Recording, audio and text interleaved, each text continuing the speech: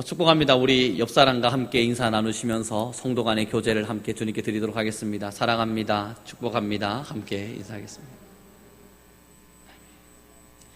우리 함께 하나님 말씀 다시 한번 좀 읽어보았으면 좋겠습니다. 사도행전 27장 24절의 말씀입니다. 함께 읽겠습니다. 시작.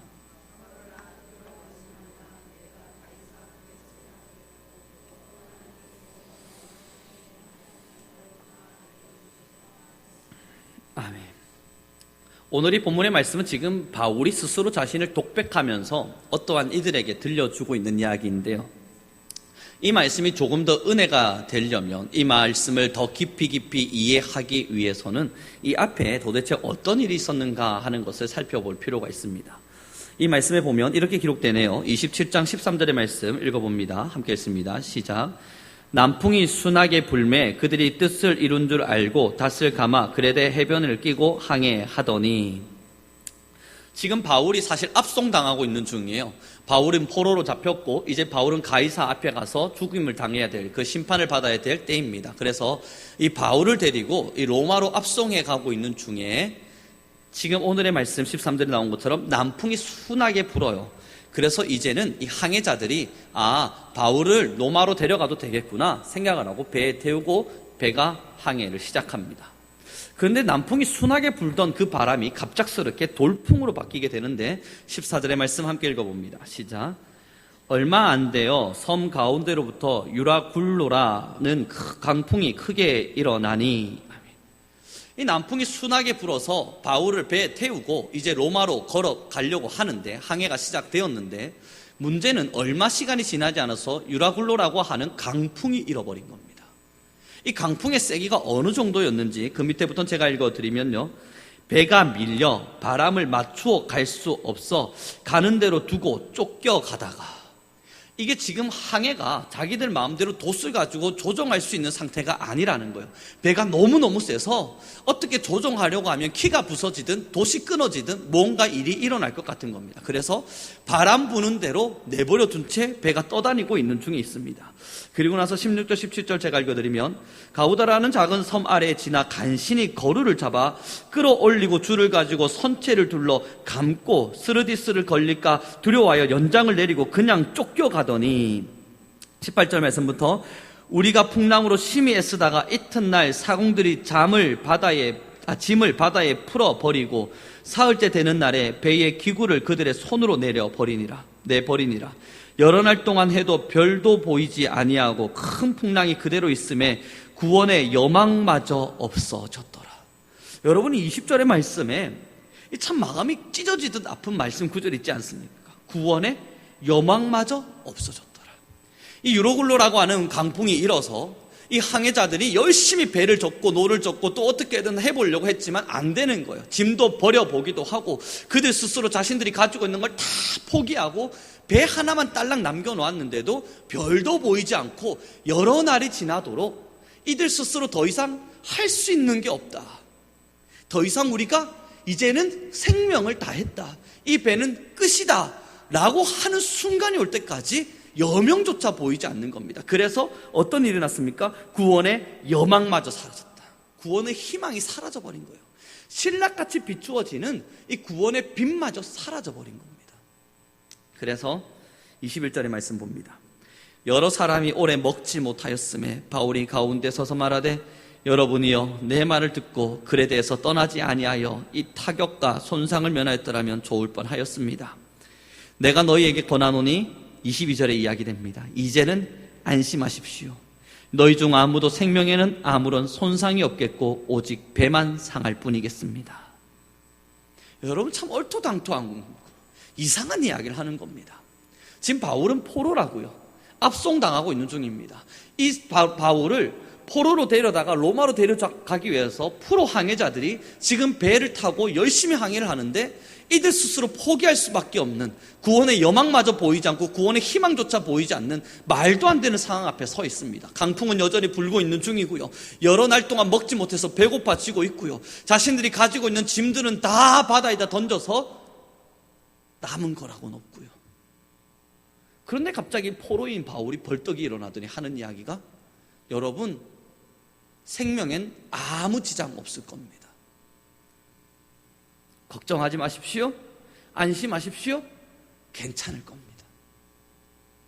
여러분, 이 말이 이해가 되지 않는 순간인 거예요. 그래서 23절의 말씀 함께 읽겠습니다. 시작.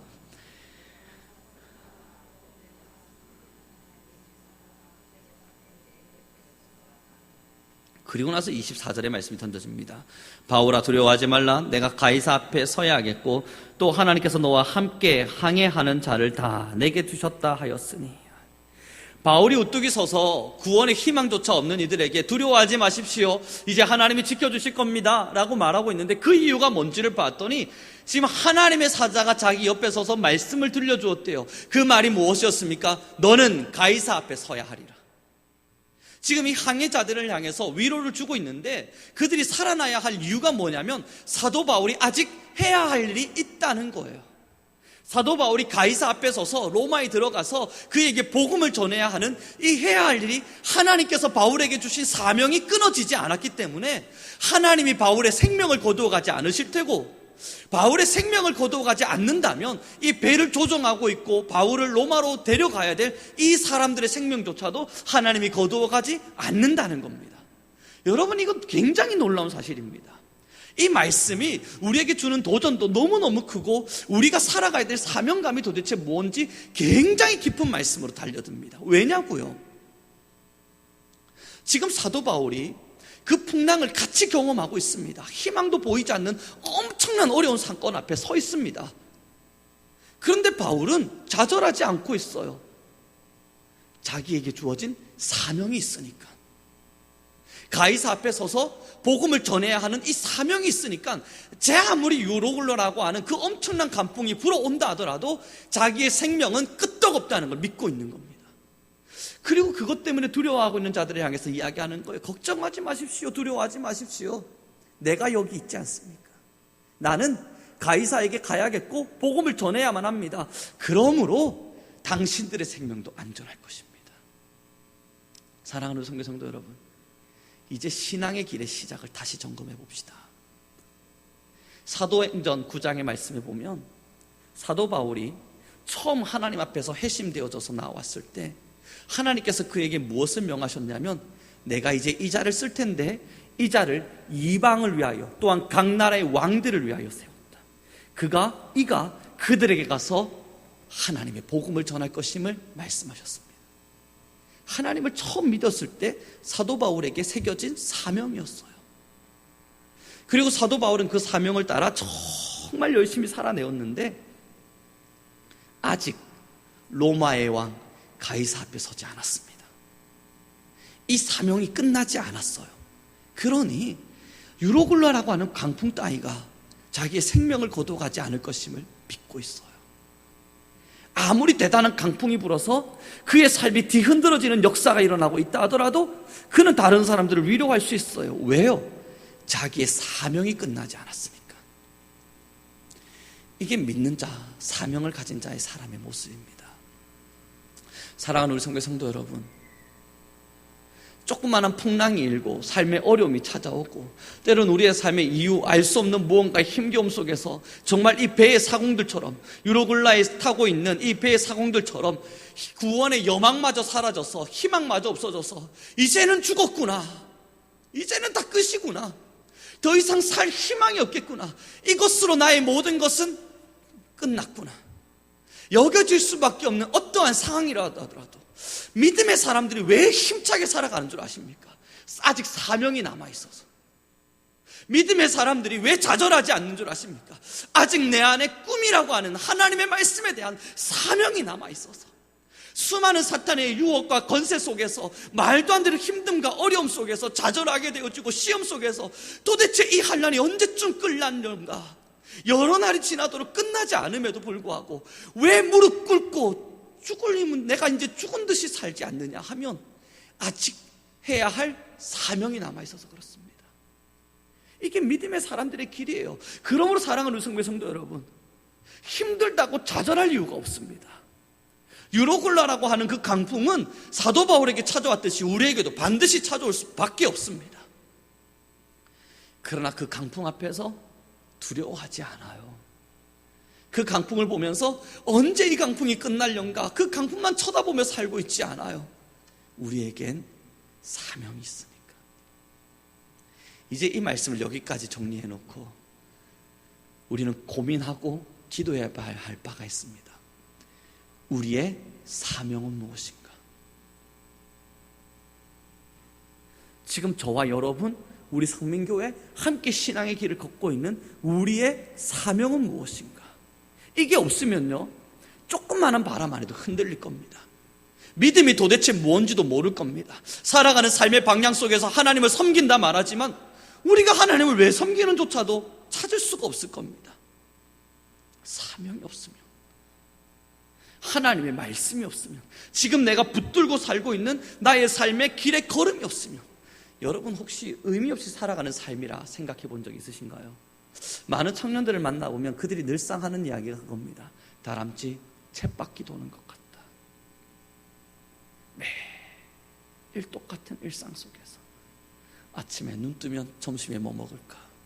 점심 먹고 나면 오늘 저녁은 뭐 먹나? 저녁에 잠자리에 들고 나면 내일은 또 뭐 해야 되나? 뭔가 다람쥐 쳇바퀴 도는 듯한 일상이잖아요. 그러나 이것이 아마 청년들만의 문제이겠습니까? 모든 사람들이 마찬가지예요. 뭔가 다람쥐 쳇바퀴 도는 것 같은 일반적인 일상을 보내어가며 사실 왜 사는지, 뭐 때문에 지금 살고 있는 건지, 살아있으니 살고는 있는데, 살아야겠기에 먹기는 하겠는데 왜 내가 지금 아직 여전히 생명이 남아있어서 하나님이 왜 내 생명을 거두지 않고 나를 여전히 살려놓고 있는 것인지, 이것에 대한 의미를 찾아내기가 참 어렵습니다.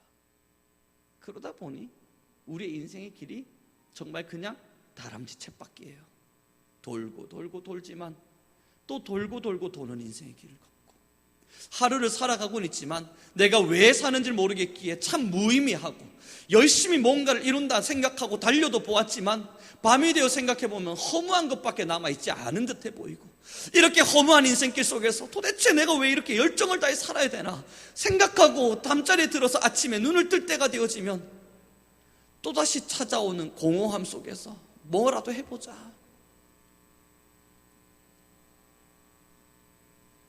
사랑하는 성도 여러분, 근데 신앙도 이렇게 살아가는 이들이 있더군요. 예배도 하고 기도도 합니다.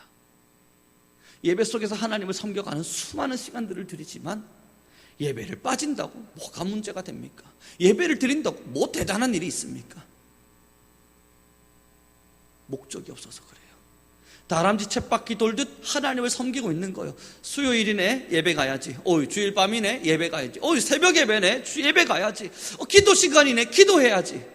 찬양 시간이네 찬양해야지. 뭔가 이 시간의 흐름을 따라서 열심히 다해서 뭔가를 하고는 있지만 그 도달되어져야 될 당연한 사명, 우리가 왜 이 일을 이루고 있는지에 대한 하나님의 부르심에 대한 사명이 불정확한 것입니다. 사도 바울은 너무나도 명확한 거예요. 나는 가이사 앞에 서야 하리라. 이 가이사 앞에 서야 하겠기에 유로글라의 강풍이 아무리 거세게 불어온다 하더라도 그 어떤 것도 나의 생명을 거두지 못하리라. 아직 살아야 할 이유가 명확한 것입니다. 저도 언젠가 아직 살아가야 할 날이 천만리와 같이 남아있는 듯 보이지만, 그러나 주님께 참 많은 궁금증을 던진 적이 있습니다. 왜 살아야 합니까, 주님? 도대체 내가 왜 살아있어야 됩니까? 이 답을 못 찾겠는 거예요. 그 답을 못 찾는 이유가 뭡니까? 천국이 정말 좋다면서요.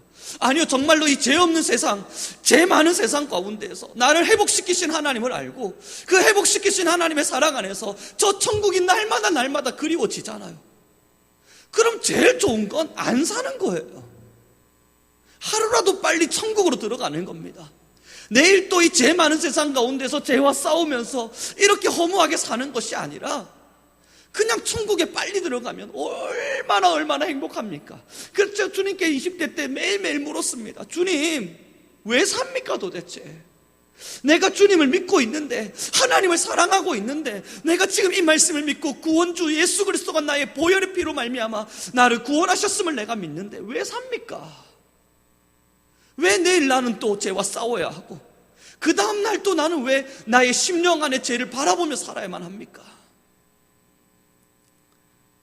왜 살아야 되는지를 모르겠는 거예요. 왜 살려놓고 있는지도 모르겠는 겁니다.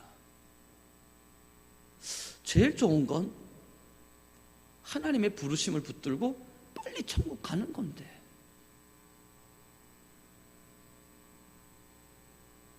그러나 여러분, 사명이 있는 겁니다.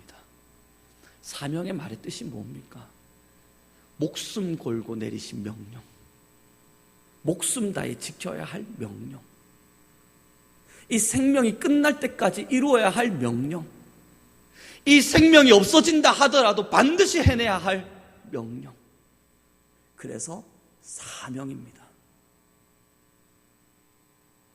그것이 있기에 아직 살아야 할 이유가 있고, 그 살아가야 할 이유가 있기에,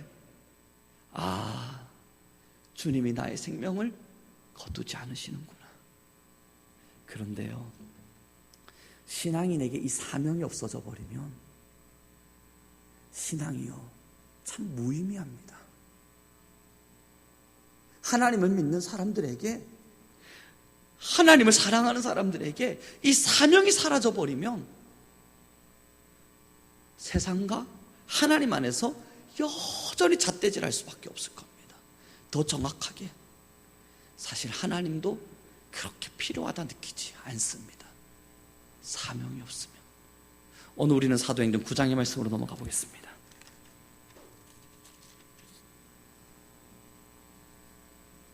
사도행전 9장 15절의 말씀입니다. 함께 읽겠습니다. 사도행전 9장 15절입니다.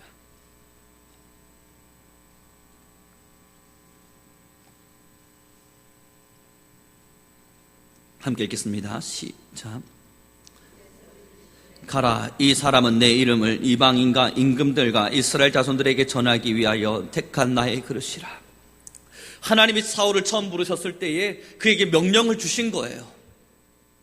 너는 이러한 자가 되리라. 그리고 사도 바울은 그 수많은 고난의 역경 속에서도, 죽음의 두려움 속에서도, 유로굴라의 강풍 속에서도 여전히 끝나지 않는, 그래서 수많은 사람들의 희망조차 끊어져 버린 그 상황 가운데서도 그는 희망을 놓치지 않는 겁니다. 제가 왜 살아야 되는지에 대한 의미를 발견하게 됐냐면요, 언젠가 기도를 하는 중이었습니다.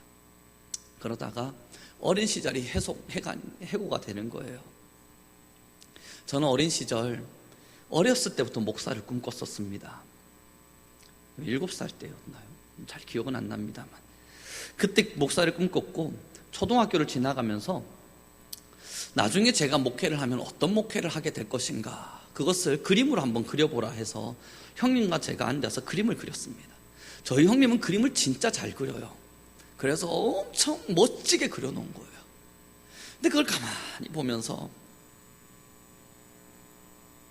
저는 그림을 못 그리니까 교회를 아무리 예쁘게 그리려도 예쁘게 그려지지가 않는 겁니다. 저희 형님은 교회를 예쁘게 그려놓고, 봐봐, 1층은 이렇고 2층은 이렇고 열심히 설명하는데 제가 그린 교회의 모습은 너무 못난 거예요. 그래서 제가 선택한 건 뭐였냐면요, 사람만 그리는 거였습니다. 사람을 원으로 그려놓고 손에 손을 부여잡게끔 그렸습니다. 강강술래 하듯이요.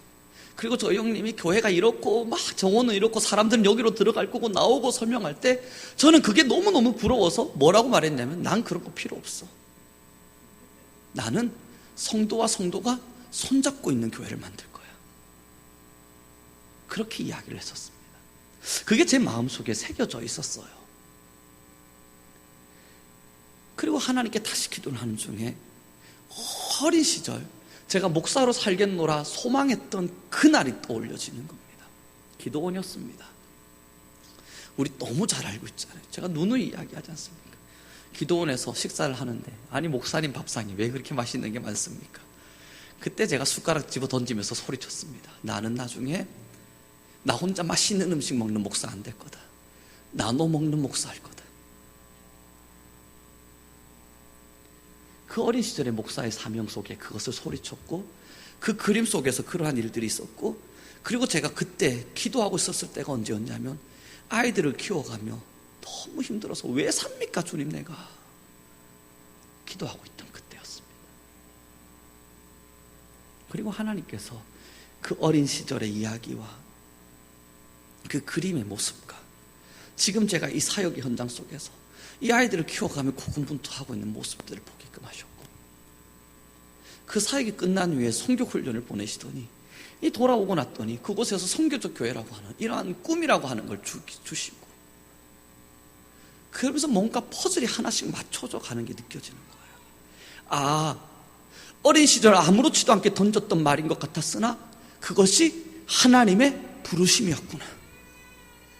그 부르심이 소명이 되어서 어린 시절에는 나는 나눠 먹는 목사 될 거야, 숟가락 던졌을지 모르지만 조금 더 컸을 때는 그림 속에 손과 손을 보여잡고 있는 성도를 그릴 수 있게 했었고, 그 이후에는 고아원 사역과 혹은 죽어가는 아이들, 그렇게 힘들어 버린 아이들과 함께 고군분투하며 살게 하셨고, 도대체 이 삶을 내가 왜 살아야 하는가, 이 의문 앞에 서게 하셔서 주님 앞에 철저하게 기도하게 하시며, 주님 나 그냥 생명 다하게 하시면 되지 않습니까? 그냥 이 자리에서 데려가시는 게 더 좋지 않겠습니까? 기도하게 하시고, 그 기도 속에 이 모든 퍼즐들을 만들어 놓으시더니 그렇게 지금의 모습을 만들어 가시는구나. 그리고 마음에 새겼어요. 이것이 사명이다. 이제는 확실한 믿음 하나가 있다면요, 이 사명을 다하는 순간까지는 전 죽지 않을 겁니다. 더 정확히 하나님이 제 생명을 거두어가지 않으실 거라 확신합니다. 어느 영역에 이르기까지, 어떠한 모습에 이르기까지 아직 가야 할 길이 천만리와 같이 남아있는 듯해서 이 잘 보이지 않습니다. 사도 바울도 마찬가지였습니다. 사도 바울의 모습을 보면요, 이자는 이방의 왕들 앞에 서게 되리라 이야기했을 때 그 자가 가이사랴일 거라고는 상상조차 하지 않았습니다. 그냥 그때 당시에는 이방의 왕이었어요. 처음 하나님 앞에 해심 받았을 때에는 이방의 왕 앞에 서게 되리라, 그 그릇으로 쓰여지리라, 그것으로 끝났었습니다. 그러나 사도 바울의 사명의 끝이 다 돼갈 때쯤 이제서야 사도 바울이 알게 됐어요. 아, 그때 말했던 이방의 왕이 가이사였구나, 이 로마의 왕이었구나. 그렇다면 이것이 끝나기까지는 하나님이 나의 생명을 거두지 않으시겠구나. 사랑하는 우리 선교 성도 여러분, 이것이 저의 이야기, 또한 사도 바울의 이야기입니까? 아닙니다. 저와 여러분을 하나님이 부르셨을 때에는요, 지금 여러분들 속에 보이지 않는 뿌연 안개와 같은 사명일지 모르나 아무 사명 없이 부르신 분은 없습니다. 다 하나님의 사명 안에 부름을 받았어요. 그 답을 찾기까지 기도의 시간이 필요할지 모르고, 또한 연단의 시간이 필요할지 모릅니다. 그래서 하나님께서는 우리를 연단하는 시간이 필요하신가 봅니다. 고난의 풀무 가운데에서 우리를 연단하시겠노라 말씀하신 하나님의 그 말씀처럼 지금 나이가 많고 적고를 떠나서 하나님의 부르심은 반드시 있습니다. 아무 목적 없이 뭔가를 창조하지 않아요. 질서에 하나님께서 말이에요, 창조의 질서들을 한번 바라보시죠. 6일의 시간 동안 창조가 되어졌던 그 모든 것 중에 질서 없이 이루어진 것은 없습니다. 그리고 우리는 또한 이 성경 말씀을 바라보면서 질서의 하나님, 예비하시는 하나님, 날마다 우리는 그를 고백합니다. 하나님의 지혜가 낮아서 계획하지 못하지 않습니다. 하나님의 능력이 부족해서 저와 여러분을 사용하지 못하는 것 또한 아닙니다. 하나님은 그 위대하신 능력을 따라, 그 위대하신 계획을 따라 저와 여러분을 부르신 것입니다. 어떤 소명 앞에, 더 정확히 어떤 사명 앞에 서 계십니까? 이 사명이 없게 되면 신앙이 얼마나 힘든지 모릅니다. 내가 왜 이 신앙을 걸어가야 되는지도 모르겠고, 천국이라고 말하는 것이 있다고는 하는데, 아니 그렇게 따지면 죽기 직전에 주님 나 주님 믿습니다 하고 죽은 자가 더 복된 거 아닌가? 아니에요 여러분. 그 자만큼 불쌍한 사람이 없어요. 아무런 사명도 이루지 못한 채, 아무런 하나님의 사명의 음성도 듣지 못한 채, 자신을 창조하신 하나님의 목적, 자신을 부르신 하나님의 목적, 자신을 이 땅 가운데 살게 하신 하나님의 그 목적 아무것도 알지 못한 채 그냥 죽음 앞에서 주님을 만난 거 아닙니까? 우리의 지금의 삶이 복될 수밖에 없으면 사명이 있기 때문이에요. 이제 한 10초간의 시간들을 여러분들에게 드리겠습니다. 말씀을 계속 듣다 보면, 따라만 오다 보면 생각할 여유가 없잖아요. 한 10초간의 시간들을 한번 드려보겠습니다. 내 사명이 무언가? 과연 하나님은 나를 왜 부르셨던가? 왜 지금 나는 여전히 생명을 가지고 주님의 부르심이 아닌, 하나님께서 나를 천국으로 인도하지 않은 채 지금 이 땅을 살게 하셨는가?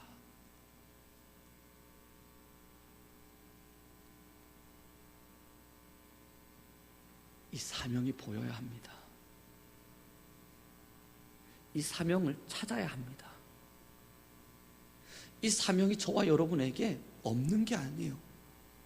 여러분, 보물찾기와 같이 어딘가에 숨겨져 있어요. 안 찾는 건 우리 잘못이에요. 하나님께서 그 사명을 모두의 심령 안에 박아 놓으셨고 새겨 놓아 주셨는데, 그걸 쳐다보지 않고 세상만 바라보면서 하나님 나 복 주십시오, 하나님 나 도와주십시오, 하나님 나와 함께 하십시오, 그것만 외치고 있으면 그 보물을 발견하지 못한 우리 잘못이에요. 하나님이 우리를 이 땅 가운데 만드셨고 창조하셨을 땐 그 사명을 반드시 새겨 놓아 주셨는데, 그 사명을 모른 척하면서 우리의 이 삶에만 집중하며 사는 건 정말 우리 잘못이에요. 그리고 하나님 물으실 겁니다. 열매가 어디 있니?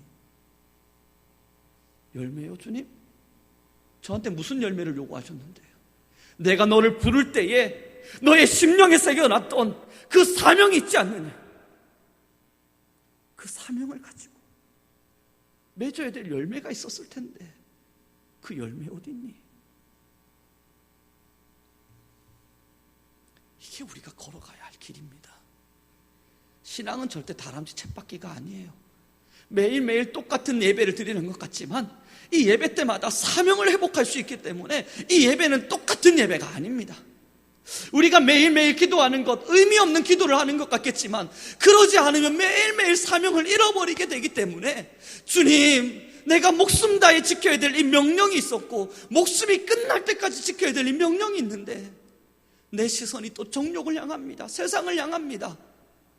그렇게 기도하게 되고 그 기도의 자리를 통해 다시 회복하게 됩니다.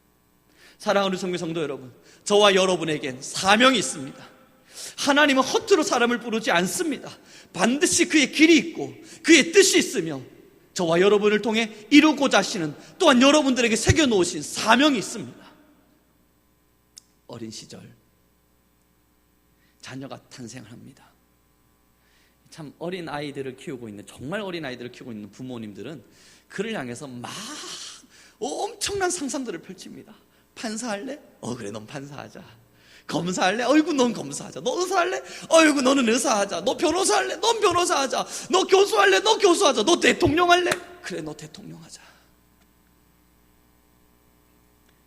5살이 되고 10살이 되고 초등학교 입학하고 이 아이가 생각보다 공부를 못한다는 걸 깨닫게 될 때, 야, 네가 무슨 선생이냐, 다른 거 생각해봐.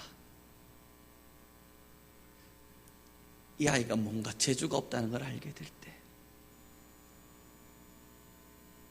그런데 그 꿈을 버리지 못한 부모는 그 얘기하게 합니다.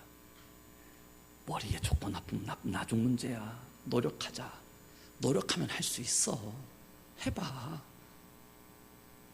그런데 이 아이가 여전히 노력하지 않고 놀기를 좋아해요. 꿈 그런 거 저기다 다 이미 던져놓고 아무것도 하지 않아요. 그냥 자신의 인생을 게임에다가 온갖 쏟아놓고 있습니다. 그때부터 부모는 알아요. 안 되겠구나. 그래, 내가 내 꿈을 덮자. 내가 이 아이에게 바랬던 바를 내가 포기하자. 인생사 정말 내 뜻대로 되는 거 하나 없구나. 자녀마저도 내 뜻대로 되지 않으니 그래, 네 알아, 네 인생길 살아라. 내려놓게 되죠. 그런데 여러분, 아이가 태어났어요. 너는 과학자가 되어야 돼. 근데 이 아이가 정말 과학을 잘하네요. 아니, 분명히 공부가 힘들 텐데 엉덩이 딱 붙이고 앉아서 정말 열심히 해내네요. 그럼 부모가 가만히 있겠습니까? 밤마다 간식 사다 먹이고, 의자가 불편할까 싶어 소파 사다 주고, 거기다가 의자 체어가 좀 불편할 수 있으니까 더 좋은 책상, 더 좋은 책들 갖다 주면서 불편한 거 없니? 더 필요한 거 없어? 이야기하겠죠. 그런데 이 아이가 그것을 받아들면서 또 고마워하면서 더 열심히 하네요. 야, 정말 이룰 수 있을 것 같아요. 이 아이가 정말 이 일을 해낼 것만 같아요. 그러면 부모는요, 자기가 할 수 있는 모든 것을 끌어다가 물심양면 도울 겁니다. 뭐 필요해? 한약? 재줄게? 너 지금 뭐가 필요하니? 책상 바꿔줘? 바꿔줄게. 핸드폰 사줄게. 해가고 있잖아요. 그 어려운 힘겨운 일들을 버텨가면서 이루어가고 있는 걸 볼 때 부모 마음이 흡족하며 그를 위하여 좋은 선물이라고 하는 걸 주지 않습니까? 사랑하는 성도 여러분, 여기에 신앙의 신비가 숨겨져 있습니다.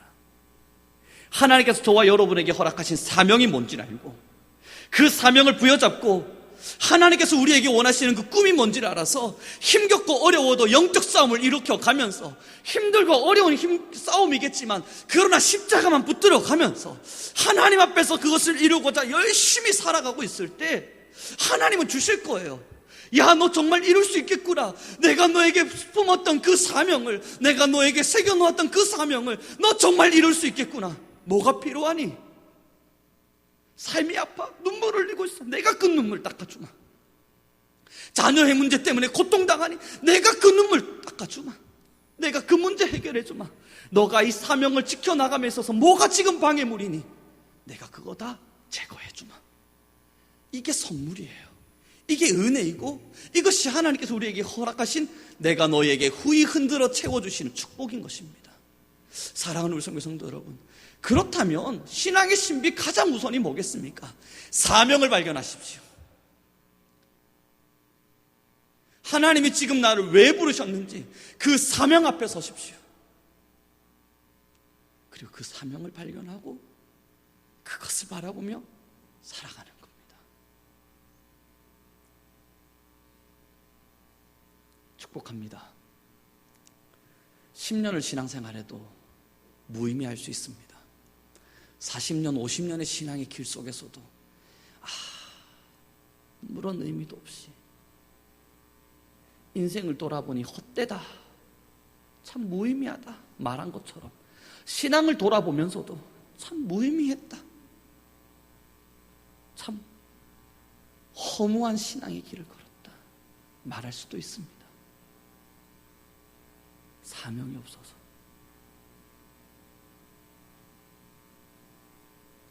축복합니다. 이제 저와 여러분은 하나님의 사명 앞에 섭시다. 목숨 다해 지켜야 할 명령입니다.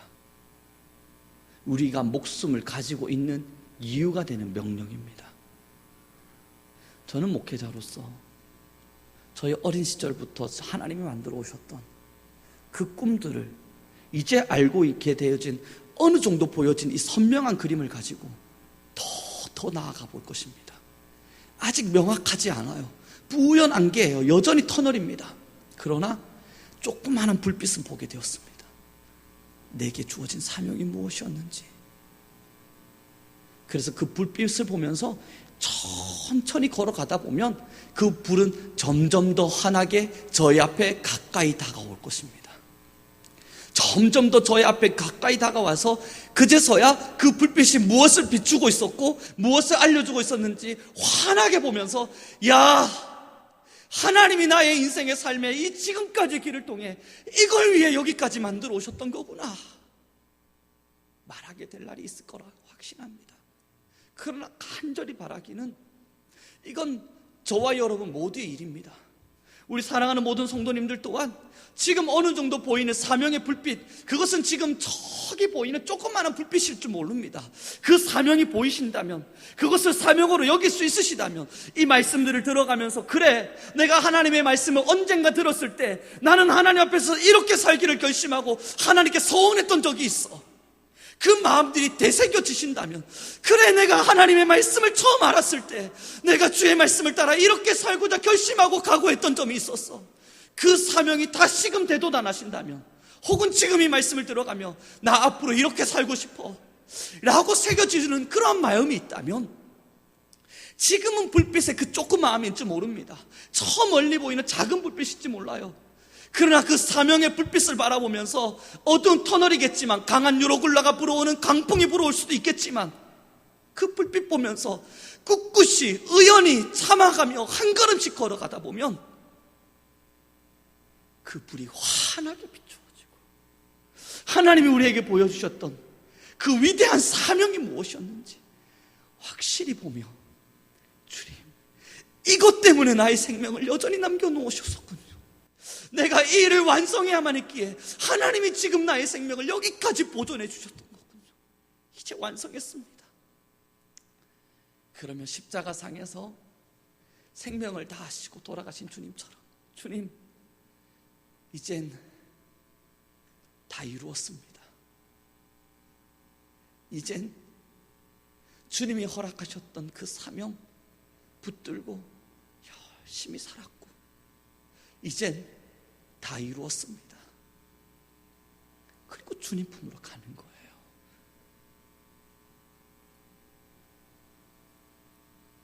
그래서 우리는 살아야 합니다. 멋지게 사명을 가지고. 축복합니다. 이제 우리 함께 사명 앞에 섭시다. 이 말씀이 여러분들에게 작은 도전이 되었다면, 옛날에 처음 하나님을 만났을 때 그때 서운했던 게 과연 어떤가 다시 한번 떠올려 보십시오. 혹 이 말씀이 여러분들에게 작은 도전이 되었다면, 지금 여러분들의 마음에 나 하나님을 위해서 이렇게 살고 싶어, 그 마음이 뭔지 한번 떠올려 보십시오. 그게 사명이에요. 멀리 있는 게 아니에요. 엄청 대단한 것이 아니에요. 하나님은 이미 여러분을 부르셨을 때 말씀을 통해서 주셨어요. 말씀을 마무리 짓겠습니다. 그러므로 우리 성민교회, 여러분이 성교적 교회라고 하는 사명이 갑작스럽게 불현듯 땅 하고 나타난 것 같으시죠? 아니에요. 저희 성민교회 1995년도로 내려가 개척대를 보니까 명칭은 성교적 교회의 명칭이 아니었지만 그걸 실천하기 위해서 참 열심히 살았던 현장들이 있었더군요. 그 현장이 꽃 피워졌던 선한 사마리아 선교. 이 사단지 금곡동 땅 안에 노인들을 불러 모아놓고 그들에게 함께 나누어가며 말씀을 증거하고 우리보다 부유한 교회들을 찾아가서 잔치를 베풀어줬던 역사와 일들, 이게 성교적 교회입니다. 하나님이 아무 계획 없이 무언가를 이루게 하시지 않습니다. 그렇게 시작했고 그렇게 성장해 왔습니다. 그리고 나서 이제는 지금까지 우리가 꿈꿔왔던, 지금까지 우리가 이루어왔던 이 사역이 명칭적으로 뭐지? 하고 보니 성교적 교회라고 하는 명칭이 생겨난 거고, 이제 이것을 기점으로 새로운 뭔가가 일어나는 것이 아니라 예전에 잃어버렸던 것들, 예전부터 꿈꿔왔지만 하지 못하고 버려졌던 것들, 하나님이 허락하신 사명이었지만 내려놓으며 살아야 했던 수많은 것들, 그걸 다시 끌어모으는 겁니다. 그리고 다시 펼쳐놓는 거예요. 그리고 이제 우리 성민교회는 이 성교적 교회의 사명을 들고 주님 하고 걸어가는 겁니다. 그럼 우리 성도님들은 어떻습니까? 하나님의 부르심, 그 부르심 앞에 저와 여러분의 사명이 있습니다. 한 분 한 분들 하나님 앞에 너무 귀한 교회이다 보니까 우리 성도님들 한 분 한 분들 하나님 앞에서만큼은 너무너무 귀한 자녀이고 소중한 사람들이기 때문에 하나님이 허투루 여러분들을 부르지 않았습니다. 그러시지도 않으실 뿐만 아니라 그럴 분이 아닙니다. 하나님은 지금 여러분들에게 이미 사명을 주셨습니다. 이제 그 보물을 찾아냅시다. 그 보물을 끄집어내다가 주께 드릴 열매를 만들어가며 그 사명의 길 앞에 서는 우리 모두가 되길 소망하겠습니다. 기도하겠습니다.